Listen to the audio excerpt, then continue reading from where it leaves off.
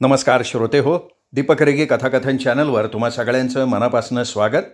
श्रोते हो, तुम्ही आज ऐकणार आहात दिलीप नाईक निंबाळकर यांच्या अंतराळी या कथासंग्रहातली कथा एक एक दीप. पण श्रोते हो, तत्पूर्वी तुम्ही जर आत्ता चॅनलवर पहिल्यांदा आला असाल किंवा अजूनपर्यंत तुमच्याकडनं चॅनल सबस्क्राईब करायचं राहून गेलं असेल तर एकच विनंती करतो, कृपया चॅनल सबस्क्राईब करा. ऐकूयात दिलीप नाईक निंबाळकर लिखित एक एक दीप. दिव्यांच्या त्या असंख्य रांगा, त्यांचे लाटांवरचे वर खाली होत चाललेले प्रवास न्याहाळत बसलेल्या डॉक्टर आज अस्वस्थ होत्या. काटा फुलवणारी नाही, पण हवी नकोच्या रेषेवर घुटमळणारी थंडी होती. मधूनच येणारी झुळूक शाल आणण्याची आठवण करून देत होती. पलीकडच्या घाटावर संध्याकाळच्या आरतीची गर्दी वाढत होती. डॉक्टरांच्या अस्वस्थतेला मात्र एकटेपणाची भावना घेरून बसली होती. यावेळी डॉक्टर दीनानाथ 2 दिवस उशिरा येणार होते. एका परिसंवादाला हजर राहून ते परस्पर हरिद्वारला येणार होते. डॉक्टर एकट्याच पुढे आल्या होत्या. 2च दिवसांचा तर प्रश्न होता. इतक्या वर्षांच्या इथे येण्यामुळे एकट्यानं येण्यात काही अडचण सुद्धा नव्हती. हॉटेलमधली रूम राखून ठेवलेली असायची. हॉटेल मालक प्रकाश अग्निहोत्री घरादारासकट परिचयाचा झाला होता. इतर सेवक वर्गही मदतीला तत्पर असाच होता. दिवाळीनंतरचे 8 दिवस, त्रिपुरी पौर्णिमेच्या आधीचे 8 दिवस हरिद्वारला भगीरथीच्या पात्रातला दीपोत्सव बघून परत पुणे हा गेल्या कित्येक वर्षातला दोघांचा कार्यक्रम झालेला होता. वर्षभर हॉस्पिटलच्या कामाचा रगाडा पार पाडण्यासाठी या 8 दिवसांचा खूपच फायदा होतो हे लक्षात आल्यानंतर सुट्टी म्हणजे हरिद्वार हे ठरून गेलेलं होतं. त्रिपुरी पौर्णिमे दिवशीची लाख लाख दिव्यांची ओटी भरली. भगीरथी पाहिल्यानं समाधानाची उबदार शाल घेतल्याची भावना वर्षभर पुरते हा अनुभव होता. भगीरथीच्या पलीकडील काठावर हरी की पौडीच्या बरोबर विरुद्ध दिशेला असणाऱ्या त्या हॉटेलच्या खोलीतनं खूप लांबपर्यंतची भगीरथी नजरेत घेता येते. दीपोत्सव नजरेत साठवता येतो. पंचमहाभूतांपैकी जल आणि अग्नी या 2 घटकांचं सौम्य मोहकरूप समाधान देतं, मन स्थिरावतं. कधी विध्वंसक एकमेकांचे शत्रू असलेल्या या 2 तत्वांचं स्नेहरूप दर्शन, हातात हात घालून केला जाणारा प्रवास बघणं म्हणजे मनाला सुखच सुख. एकाच वेळी हवाहवासा वाटणारा गारवा आणि उभेचा अनुभव निःशब्दपणाने स्वीकारताना आजूबाजूच्या गोंधळाचं गजबजाटाचं भान येत नाही. या सुंदर अनुभूतीच्या ओढीनंच डॉक्टर इथे येत राहिल्या. थोडीशी गैरसोय स्वीकारूनही इतक्या लांब असणारं हॉटेल त्यांनी निवडलं होतं. इतक्या वर्षात त्यात बदल केलेला नव्हता. पलीकडच्या काठावरचा दीपोत्सव दुरूनही किंबहुना दुरूनच जास्त सुखावतो हे इतक्या वर्षांच्या अनुभवानं ठळक झालं होतं. यात थोडासा भाग प्रकाश अग्निहोत्रीच्या हॉटेल मालकाच्या स्नेहाचा देखील होताच. इतकी वर्ष येत असल्यानं हॉटेल मालक आणि उतारू प्रवासी या नात्या पलीकडचे स्नेहबंध तयार झालेले होते. 8 दिवसातल्या मुक्कामात त्याच्या घरचा एकवेळचा पाहुणचार ठरलेला असायचा. प्रकाशचे आई वडील बहीण बायको या अगत्यशील कुटुंबाचा एखाद्या तासाचाही सहवास स्नेहाचं नातं घट्ट करत आलेला होता. आज मात्र या नात्यानंच डॉक्टरांच्या सुट्टीचा आनंद स्वस्थपणा हिरावून घेतलेला होता.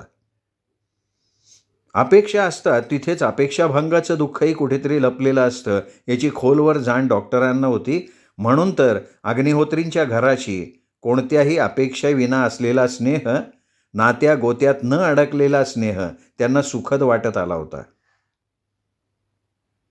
आज ही सुखद भावना गढुळली गेली होती. खरं तर इथे आल्यापासून डॉक्टर एकांतवासाचं सुख, पुस्तकात हरवून जाण्याचं सुख भरभरून लुटत होत्या.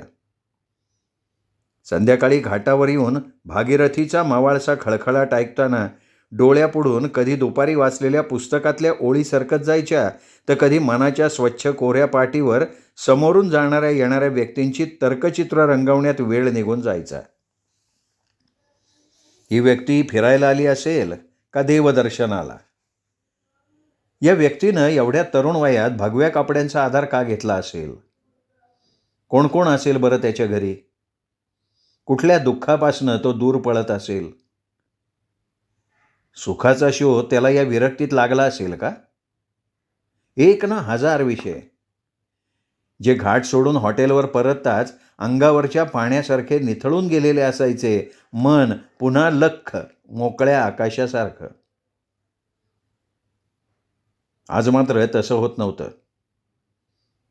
कसली तरी हुरहुर, काहीतरी शोधण्यातला अस्वस्थपणा धडपणे पुस्तकातही थांबू देत नव्हता की समोर दिसणाऱ्या लाटांवर जोजावत नव्हता. मनावर कसलं मळभ दाटलंय तेही नेमकं कळत नव्हतं. पुस्तकातल्या ओळी जवळ करत नाहीयेत म्हटल्यावर त्या थोड्या लवकर घाटावर येऊन बसल्या होत्या. या बाजूला तशी तुरळकच ये जा होती. समोर पलीकडच्या घाटावर मात्र गर्दी दाटायला लागली होती. थोड्या वेळानं आरती सुरू होईल. घंटानाद, शंखध्वनी, आरतीच्या आवाजानं शांतता शोषली जाईल. मग भरून राहील तो कल्लोळ, भगीरथीचा जयघोष. दूरवरून तो सगळा माहोल निरखताना नेहमीची अलिप्तता मात्र आज गैरहजर होती. आरत्यांचा तो कल्लोळ लवकर सुरू होईल तर बरं, असंच वाटत होतं. आज एकटेपणा अगदीच नको वाटायला लागलाय. दीनानाथ आले असते तर बोलण्यात, जुन्या आठवणीत, पुस्तकांविषयी बोलण्यात वेळ गेला असता. घरापासून, मुलाबाळांपासून, स्वतःच्या दवाखाना, पेशंटपासून एवढ्या लांब आपण एकट्याच. कशासाठी? माझं इथे कुणीही नाही, मी कोणाचीही नाही. खरं तर इथे आल्यानंतरचे 2 दिवस नेमकी हीच भावना सुखावत होती. मन कसं सावरीच्या कापसासारखं मुक्तपणानं भटकत होतं. आज मात्र हीच एकटेपणाची भावना असुरक्षित करतीये. घाटावरचा हा भगीरथीच्या पाण्याला स्पर्श करून येणारा संध्याकाळचा मंद वारा, हे तर इथल्या मुक्कामाचं एक आकर्षण, पण आज तेही मनाला स्पर्श करत नाहीये. काहीतरी घडावं, कशात तरी मन गुंतून जावं, या दिशाहीन भटकणाऱ्या मनाला आवरणारं काहीतरी काम मिळावं आणि त्या कामात मन गुंतून जावं असंच वाटतंय. पण इथे कसलं आलंय काम? नकळत घडलेली एखादी चूक आठवून पुढच्या दिवसभराच्या कामाच्या घाईतही परत परत ती चूक आठवावी असं काहीतरी होतंय. पेशंटच्या दुखण्याचं, जुनाट किचकट आजाराचं नेमकं कारण सापडेपर्यंत येणारा अस्वस्थपणा पुढच्या कामाची लय बिघडवतो, तसं झालं होतं आत्ता. व्यवसायाच्या सुरुवातीपासूनची ही सवय परिपूर्णतेच्या आग्रहातनं आली होती का यशस्वी होण्याच्या गरजेतनं, हे कळत नव्हतं. पण यशस्वी होण्याची गरज. दगडमातीत, पालापाचोळ्यात गाडलं गेलेलं तळघराचं दार अचानक उघडलं गेलं.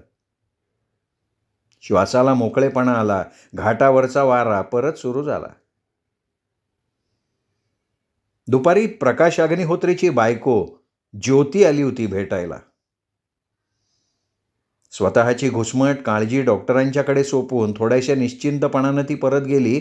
त्यावेळेपासनं डॉक्टर काहीतरी शोधत होत्या. आत्ता ते अचानक हाती आलं होतं. रूढीप्रिय परंपरांच्या चाकरीतून चालणाऱ्या त्या कुटुंबाला साजेलशी प्रकाशची बायको दिसली होती. स्वतःच्या घरात सासू सासऱ्यांच्या देखत न बसणारी, बोलणारी ज्योती आज दुपारी एवढ्या उन्हात सुद्धा एकटीच डॉक्टरांना भेटायला आली, तेव्हा डॉक्टरांना आश्चर्यच वाटलं होतं. ती आल्यानंतर डॉक्टरांनी पुस्तक बाजूला ठेवून तिच्याशी खूप वेळ गप्पा मारल्या होत्या. डॉक्टर दीनानाथ अजून आलेले नाही आहेत आणि डॉक्टर एकट्याच पुढे आले आहेत याची तिला कल्पना असावी, म्हणून ती डॉक्टरांना भेटायला आली होती. गप्पातून ती मोकळी म्हणूनच होत गेली असं डॉक्टरांना जाणवत गेलं. त्यानं जाणवलं की ती फक्त पदवीधर साक्षर नाही तर खरोखर सुशिक्षित आहे. स्वतःची मतं, स्वतःचे विचार असणाऱ्या ज्योतीला डॉक्टरांची मदत पाहिजे होती. त्यासाठी तर भर उन्हात ती एकटी डॉक्टरांना भेटायला आली होती. पहिल्या मुलीनंतर तिला परत दिवस गेले होते. निसर्गक्रम तो बरोबर होता. मुलगी आता 2.5 वर्षांची झाली होती. इतकं कमी अंतर डॉक्टरांना खटकलं तरीही त्यांनी तिचं अभिनंदन केलं. फक्त उन्हातून आल्यामुळे नव्हे तर या कारणामुळेही तिचा मूळचा गोरा रंग आणखीन लालसर झाल्याचं त्यांच्या लक्षात आलं. एक प्रसूती तज्ज्ञ म्हणून तिला काय काय सूचना करता येतील हे डॉक्टरांनी ठरवायला सुरुवात केली. तेवढ्यात ती म्हणाली, डॉक्टर, इस बार मुझे आपसे मदद चाहिए. आप ही इस मामले में कुछ कर सकती है.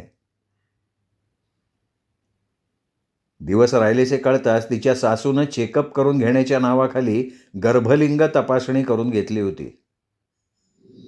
मवाळ स्वभावाच्या नवऱ्याच्या म्हणजे प्रकाशच्या मान्यतेचा अमान्यतेचा प्रश्नच नव्हता.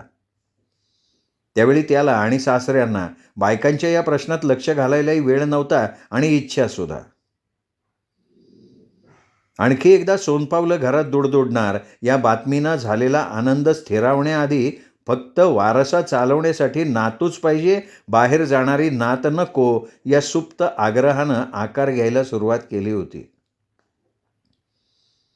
मुलगी नको हा सुरुवातीला आडवळणानं सूचित होणारा विचार आता उघडपणे अंगावर यायला लागला होता. ज्योती ऐकून न ऐकल्यासारखं करतीये हे दिसल्यानंतर घरातल्या सगळ्यांनी सकाळ संध्याकाळ मुलगी नको हा आग्रह बटबटीतपणे पुढे सरकवायला सुरुवात केली होती. आत्तापर्यंत घराचं हे न दिसलेलं विद्रूप रूप बघून ज्योती गांगरली. स्वतःच्या अस्तित्वाला आणखीन एक कोंब फुटणार याचा आनंदही तिला मोकळेपणानं घेता येईना. जावळ कुरवाळण्यासाठी उत्सुक असणारे हात त्या अपत्याच्या नरड्याभोवती आवळले जात आहेत, पण त्यामुळे आपलाच दम घुसमटतोय या भासाने, या कल्पनेने ती सैरभैर झाली होती. स्वतःचं, आपल्या दोघांचं अपत्य, त्याची स्वप्न यात रमायला लागलेलं मन भरकटायला लागलं. कसला शेंडा बोडखा नसलेल्या विचारांनी, भीतीने मन व्यापून गेलं होतं.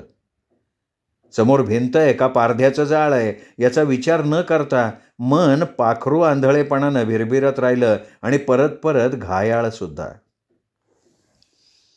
यातून सुटका करून घ्यायच्या प्रयत्नात असणारी ज्योती आज डॉक्टरांची मदत मागायला आली होती. डॉक्टरांनी सांगितलं, समजावलं तर घराचा विचार बदलेल, बाळाच्या येण्याची वाट मोकळी होईल याची तिला खात्री वाटत होती. आत्तापर्यंत हे सगळं त्रयस्थपणानं, अलिप्तपणानं ऐकणाऱ्या डॉक्टरांना तिची अपेक्षा ऐकून अनपेक्षितपणे रंगमंचावर ढकलल्या गेलेल्या पात्रासारखी स्वतःची अवस्था वाटायला लागली. भूमिका संवादाची यत्किंचितही कल्पना नसणारे डॉक्टर घरी येऊन सगळ्यांना समजावतील असा त्यांचा शब्द घेऊन जाताना ज्योती काहीशी निश्चिंत होऊन गेली, पण डॉक्टर मात्र संभ्रमित झालेल्या होत्या. जातेवेळी ज्योतीने स्वतःचा सगळा अस्वस्थपणा डॉक्टरांच्या हवाली करून टाकला होता. वर्षभरातल्या सुट्टीचा एकमेव आठवडासुद्धा गढूळला जात होता. सुट्टीच्या अवधीत व्यवसायाची आठवणसुद्धा त्यांना नको असायची. त्यासाठी तर दोघं इतक्या लांब येऊन राहायचे. फक्त पुस्तकं आणि सकाळ संध्याकाळचं भगीरथीच्या काठचं फिरणं या 8 दिवसात क्षण भरून घ्यायचे. आज मात्र ही असली सक्तीची, अनपेक्षितपणे वाट्याला आलेली भूमिका. त्यात सोबतीला दीनानाथ नाहीत. मनात विचार उसळी मारत होता. काही कोणाला समजावून सांगायच्या भानगडीत पडू नये. काय संबंध आणि काय अधिकार आपल्याला या प्रकरणात अग्निहोत्रींना समजावण्याचा? वर्षातल्या एखाद्या तासाच्या सहवासानं तो ताससुद्धा औपचारिक पाहुणचाराचा. अग्निहोत्री कुटुंबाला सल्ला द्यायचा आपल्याला काय अधिकार आहे? आणि असला भोचकपणा करण्याचा आपला स्वभावही नाही. मग हे सगळं मनाविरुद्ध, स्वभावाशी विसंगत काम कशासाठी करायचं? कोण आहे ती ज्योती आपली? पण मग हे ज्योतीला आपण स्पष्टपणे का नाही सांगितलं? मी येईन, मी समजावेन असं आश्वासन कशासाठी दिलं? का नाही झटकून टाकलं जागेवरच? दीनानाथ असते तर बरं झालं असतं आज. आपल्या भेडस्त स्वभावामुळे हे गळ्यात पडलेलं नकोसं काम त्यांनी सुरुवातीला स्पष्टपणे नाकारलं असतं. अजूनही आपल्याला हे का जमत नाही? असला कसला आपला स्वभाव? डॉक्टर स्वतःवरच चिडायला लागल्या. दुपारपासूनच्या अस्वस्थपणाचं नेमकं कारण आत्ता ध्यानात आलं होतं एवढंच. आजार कळल्याचं अर्धवट समाधान हाती आलं होतं. उपचार मात्र ठरवता येईनात, विषय मनातनं जाईना. मात्र यातून आणखीन एक दुसरी आठवण चरचरीतपणे वर आली. असहाय्यतेची, पराभवाची ती गाडलेली आठवण रासवटपणे संध्याकाळ तुडवत मस्तवाल बळूसारखी मनाच्या कोपऱ्या कोपऱ्यात ओंडारत राहिली. इंटर्नशिप संपल्यानंतरचे ते दिवस होते. आता स्वतंत्रपणे उभे राहायचे, स्थिरावायचे दिवस लागले होते, वेध लागलेले होते. दीनानाथचं इंग्लंडमधलं 1 वर्ष बाकी होतं. तो इथे परतल्यानंतर दोघं लग्न करणार होते. दरम्यानच्या काळात कुठेतरी अनुभवासाठी एखाद्या सिनियर गायनेकॉलॉजिस्टकडे काम करायचं ठरवलं होतं. त्याप्रमाणे संधी मिळाली सुद्धा. डॉक्टर टाकळकरांना त्यांच्या प्रसूतिगृहासाठी निवासी डॉक्टरची गरज होती. दीनानाथच्या ते ओळखीचे होते. पुण्यापासून लांब आडबाजूच्या गावात त्यांचा दवाखाना. पण भरपूर अनुभव मिळेल याची खात्री असल्यामुळे डॉक्टरांनी ती संधी स्वीकारली. त्यावेळी नवीन, दुर्मिळ असणारी सोनोग्राफी मशीनसारखी साधनं दवाखान्यात होती. त्या सगळ्या कामाचा अनुभव घेता येणार होता. राहण्याची सोय चांगली होती, पैसे बऱ्यापैकी मिळणार होते. पुढचं वर्ष अखंडपणे कामात बुडालेलं होतं. कित्येक वेळा टाकळकरांच्या गैरहजेरीत स्वतंत्रपणे आठवड्याची सुट्टीही न घेता डॉक्टर कामाचं समाधान घेत होत्या. आजूबाजूच्या गावात दवाखानाच नसल्यामुळे हा दवाखाना पेशंटने कायम भरलेला असायचा. दवाखान्याचं आवारसुद्धा आडल्या नडलेल्या स्त्री पेशंटनी भरलेलं असायचं.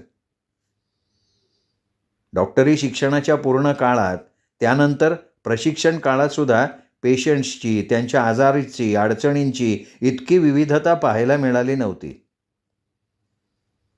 डॉक्टर टाकळकरांच्या हातात असलेल्या गुणाचा झेंडा परिसरात दिमाखानं फडकत होता. डॉक्टरांना सहकार्याची वागणूक मिळत होती. शक्य तेवढं कामातलं स्वातंत्र्यसुद्धा होतं. पेशंटसुद्धा या नवीन डॉक्टरबरोबर अधिक मोकळेपणानं बोलत होत्या. एक स्त्री म्हणून असेल कदाचित, पण डॉक्टर त्या पेशंट्सना खूप जवळच्या वाटायला लागल्या होत्या. कामाचं समाधान डॉक्टरांनाही पुरेपूर मिळत होतं. एवढ्यात तो खडा लागला. त्या भागातले प्रसिद्ध नेते प्रतापराव लहाने पाटील एकदा त्यांच्या बायकोला घेऊन आले होते. डॉक्टर टाकळकर 2 दिवसांसाठी बाहेरगावी गेले होते. दवाखान्याची पूर्ण जबाबदारी या नवीन डॉक्टरवर होती. याआधीही त्यांनी काही वेळा ती जबाबदारी समर्थपणे पार पाडली होती. प्रतापराव लहाने पाटलांच्या पत्नीला दिवस गेले होते. मोठे डॉक्टर नाहीत म्हटल्यावर प्रतापराव विचारात पडल्याचं दिसलं. या नवख्या डॉक्टरवर विश्वास ठेवावा का नको अशा विचारात ते टाकळकरांच्या केबिनमध्ये खूप वेळ बसून होते. त्यांना तिथेच सोडून डॉक्टर इतर पेशंटना बाहेरच्या खोलीत तपासत होत्या. थोड्या वेळानं काहीतरी विचार करून प्रतापराव त्यांच्याकडे आले आणि सहजगत्या म्हणाले, डॉक्टर मोठे डॉक्टर नाहीत म्हणून काय झालं?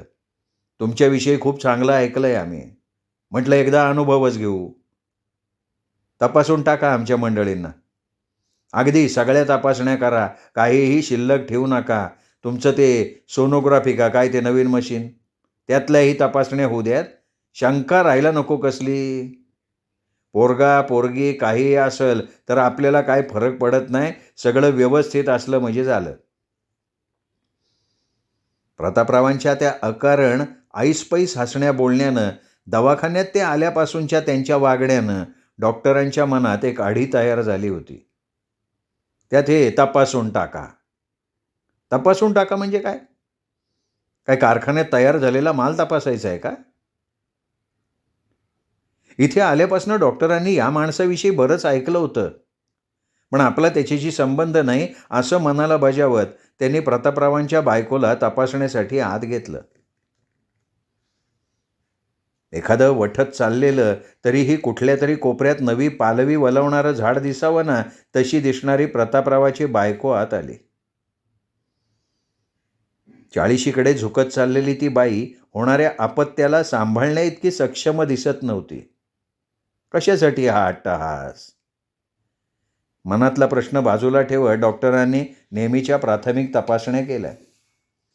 सोनोग्राफीसाठी आत घेतल्यानंतर मात्र प्रतापरावाची बायको फार अस्वस्थ झाल्याचं जाणवलं. काही त्रास होतोय का, या डॉक्टरांच्या प्रश्नानं तिचा बांधच फुटला. तिने सांगितलेल्या हकीकतीनं डॉक्टर तर हतबुद्ध झाल्या होत्या. पहिल्या 2 मुली होत्या, त्यानंतर 3 वेळा दिवस गेले होते आणि नेमके त्याच दरम्यान मुलगा का मुलगी हे सांगणारं तिच्या भाषेतलं मशीन त्या दवाखान्यात आलं होतं. त्यावेळेपासनं तिचे धिंडवडे सुरू झाले होते.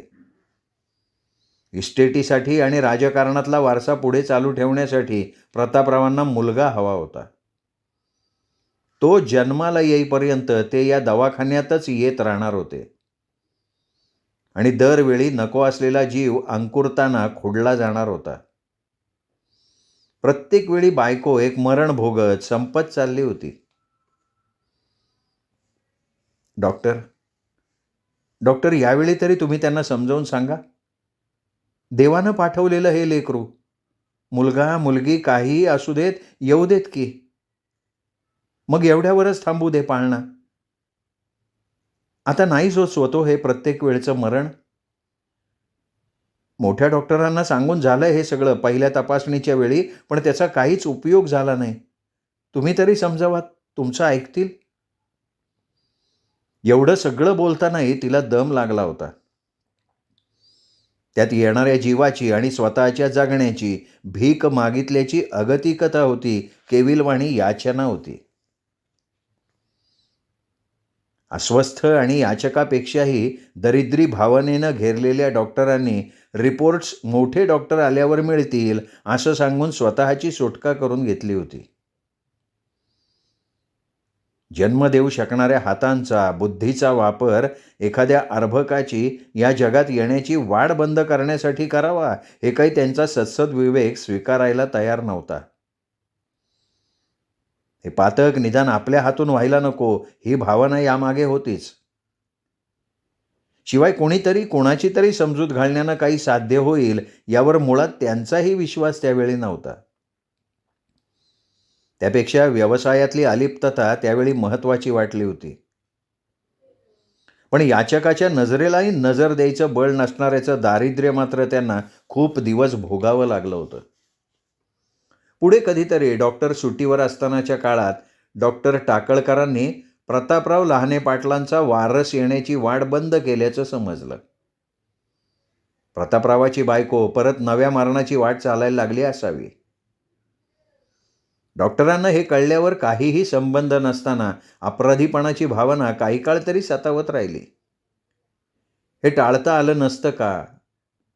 प्रतापरावांना कशासाठी आपण या बाबतीत इतकी सगळी मदत करतोय, असं डॉक्टर टाकळकरांना त्यांनी विचारलं देखील.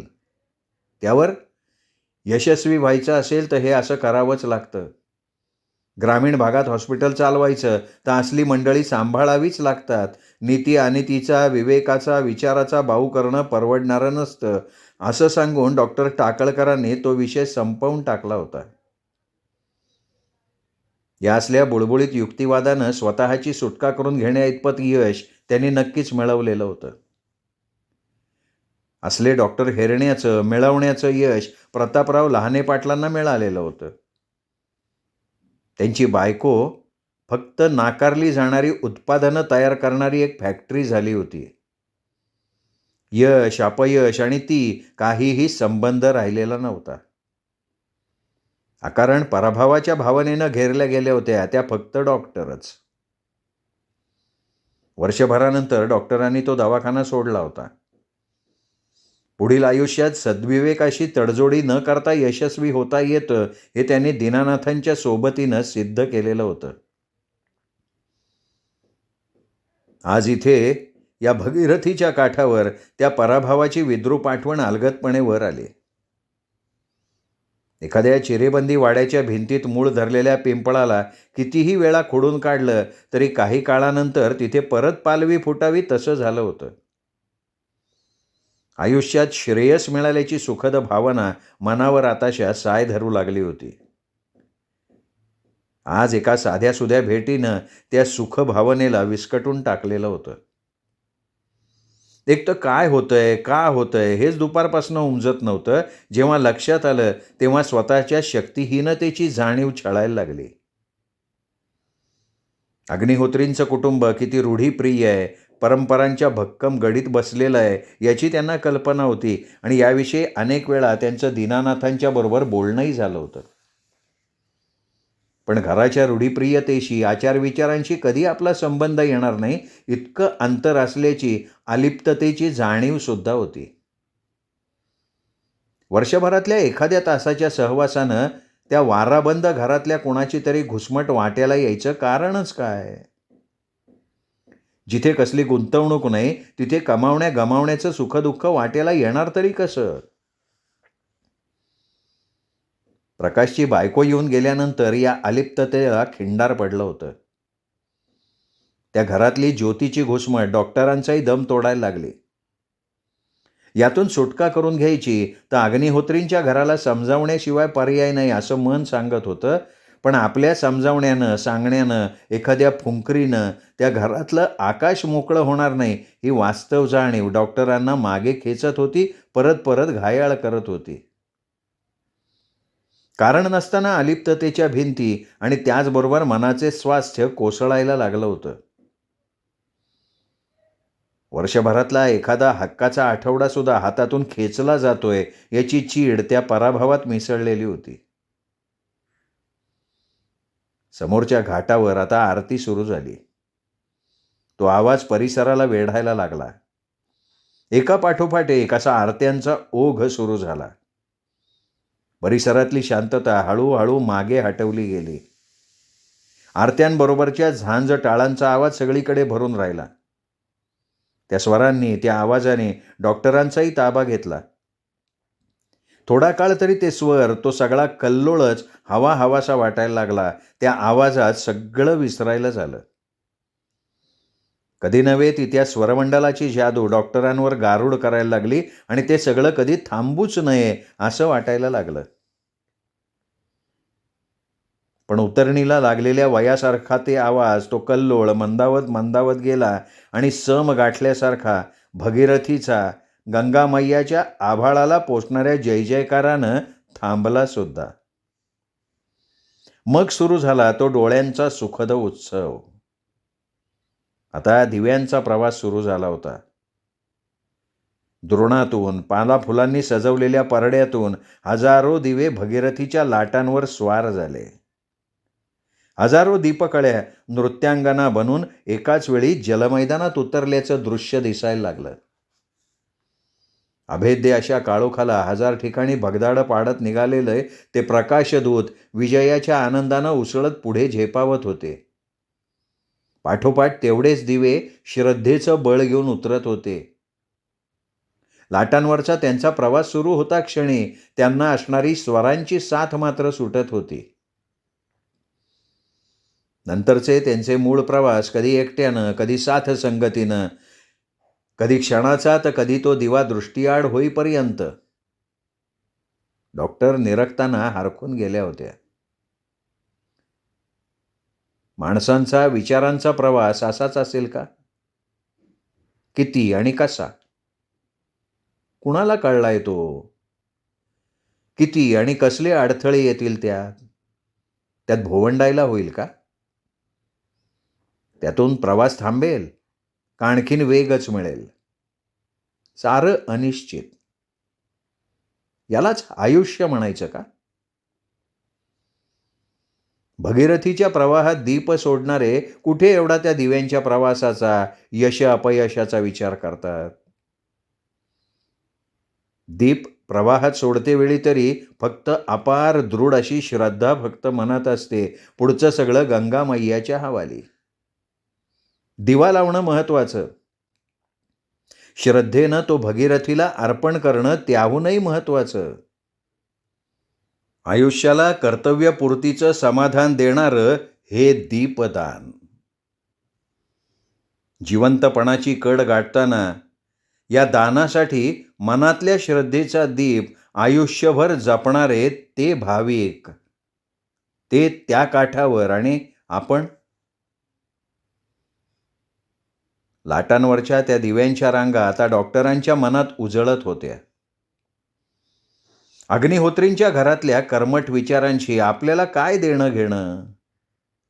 माझं समजावणं, सांगणं ते स्वीकारतील, ऐकतील का नाही? त्यातून ज्योतीची नको त्या शस्त्रक्रियेपासून सुटका होईल का नाही? हे सगळं त्या दिव्यांच्या प्रवासाएवढंच अनिश्चित असेल. पण भागीरथीमध्ये दीप सोडण्याची श्रद्धा मनात असलीच पाहिजे. त्या विचाराचं, समजावण्याचं प्राक्तन परिणाम असेल ते असोत. दीपदानाच्या त्या अनामिक समाधानाचं संचित तरी माझं असेल, हे काय कमी आहे? इतकी वर्ष आपण इथे राहतोय, का नाही त्या पलीकडच्या काठावरच्या श्रद्धावंतांच्या मेळाव्यात गेलो आपण?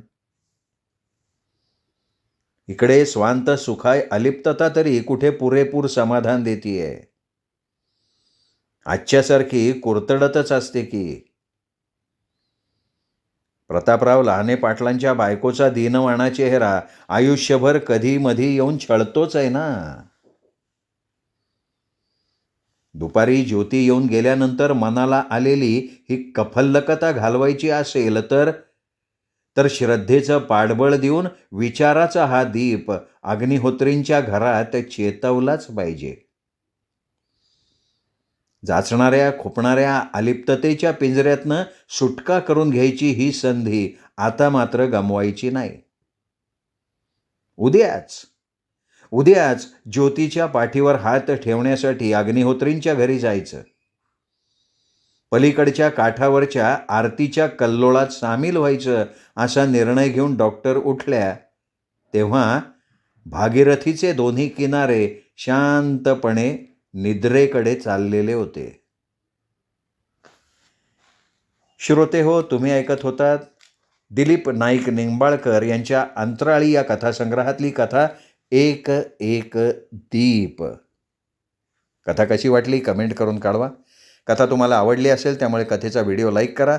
आपल्या कथाप्रेमी मित्रपरिवारात, नातेवाईकात शेअर करा. आणि दीपक रेगे कथाकथन चॅनल अजूनपर्यंत सबस्क्राईब करायचं राहून गेलं असेल तर आत्ता वरती माझा जो फोटो दिसतोय या फोटोला क्लिक करा आणि चॅनल सबस्क्राईब करा. एवढीच विनंती करतो. थांबतो. नमस्कार.